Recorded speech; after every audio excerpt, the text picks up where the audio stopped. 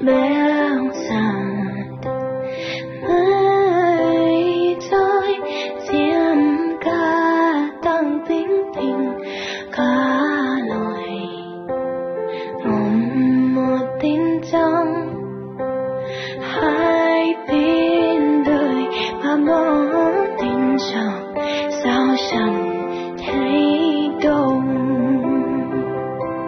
Một ngày sáng chiều gió tâm thâu em ơi chẳng đáng là ngang đầu chẳng nhớ ai sáng dậy tem sát tàn sáng tàn kèm xe đôi sức ngon làn gió lá đà em vẫn mong chờ sao chẳng thấy đâu.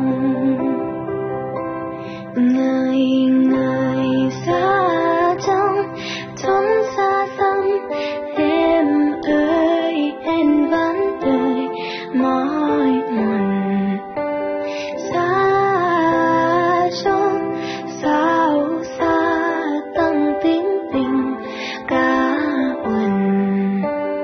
Ngày đi xa có nhớ là nhớ ai ngồi dòng cáng chim say sao chẳng thấy đâu.